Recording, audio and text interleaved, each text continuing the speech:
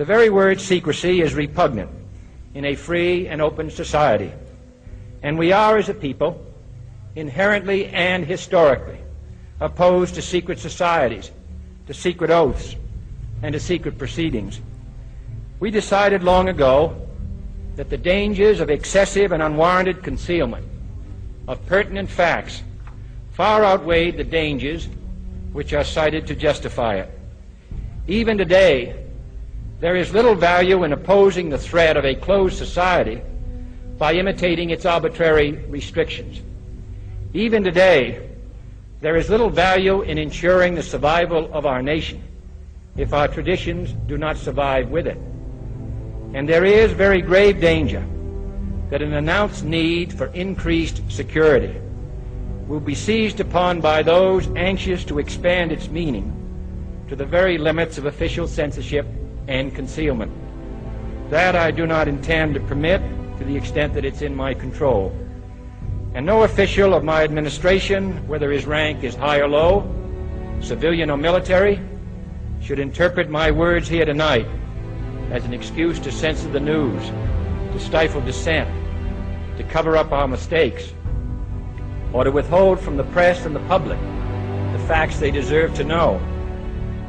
For we are opposed around the world by a monolithic and ruthless conspiracy that relies primarily on covert means for expanding its sphere of influence, on infiltration instead of invasion, on subversion instead of elections, on intimidation instead of free choice, on guerrillas by night instead of armies by day. It is a system which has conscripted vast human and material resources into the building of a tightly knit, highly efficient machine that combines military, diplomatic, intelligence, economic, scientific, and political operations. Its preparations are concealed, not published. Its mistakes are buried, not headlined. Its dissenters are silenced, not praised. No expenditure is questioned, no rumor is printed, no secret is revealed.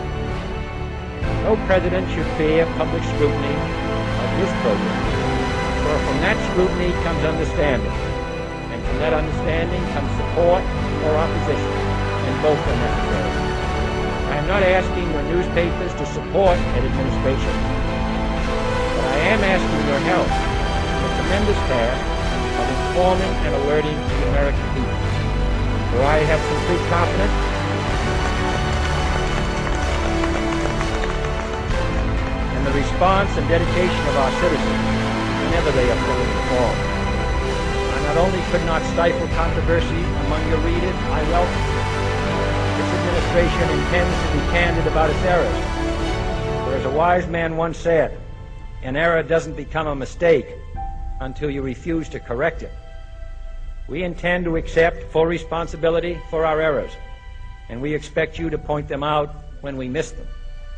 Without debate, without criticism, no administration and no country can succeed, and no republic can survive.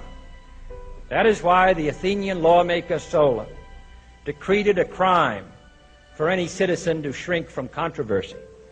And that is why our press was protected by the First Amendment, the only business in America specifically protected by the Constitution, not primarily to amuse and entertain, not to emphasize the trivial and the sentimental, not to simply give the public what it wants, but to inform, to arouse, to reflect, to state our dangers and our opportunities, to indicate our crises and our choices, to lead, mold, educate, and sometimes even anger public opinion. This means greater coverage and analysis of international news, for it is no longer far away and foreign, but close at hand and local. It means greater attention to improved understanding of the news, as well as improved transmission.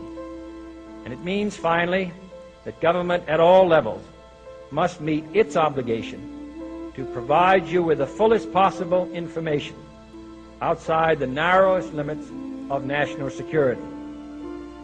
And so it is to the printing press, to the recorder of man's deeds, the keeper of his conscience, the courier of his news, that we look for strength and assistance, confident that with your help, man will be what he was born to be, free and independent.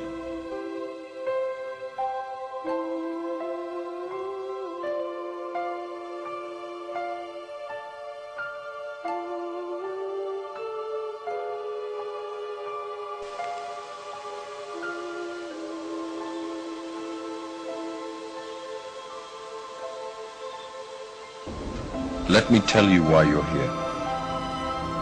You're here because you know something. What you know you can't explain, but you feel it. You felt it your entire life, that there's something wrong in the world. You don't know what it is, but it's there, like a splinter in your mind, driving you mad.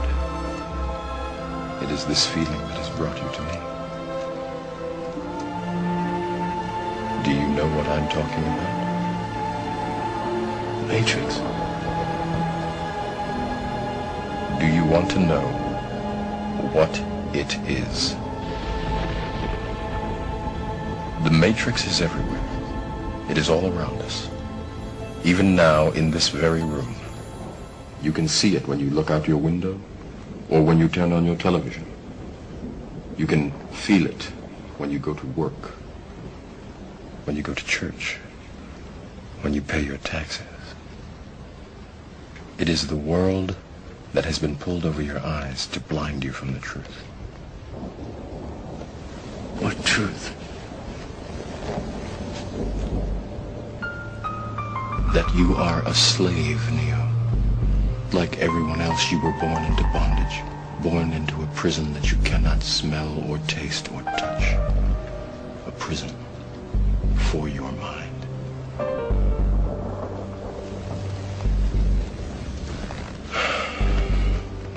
Unfortunately, no one can be told what the Matrix is. You have to see it for yourself.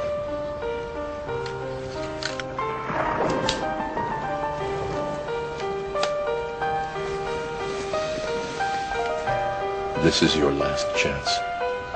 After this, there is no turning back. You take the blue pill, the story ends.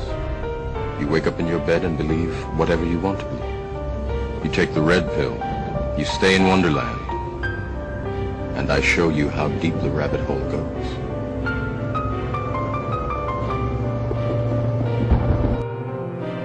Januar 61. Eisenhowers Abschiedsrede. This evening, I come to you with a message of leave-taking and farewell, and to share a few final thoughts with you, my countrymen. We have been compelled to create a permanent armaments industry of vast proportions. 3.5 million men and women are directly engaged in the defense establishment. The total influence, economic, political, even spiritual, is felt in every city, every state house, every office of the federal government. We recognize the imperative need for this development. Yet we must not fail to comprehend its grave implications.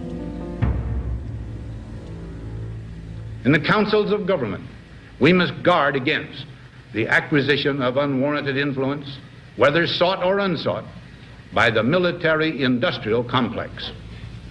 The potential for the disastrous rise of misplaced power exists and will persist. We must never let the weight of this combination endanger our liberties or democratic processes.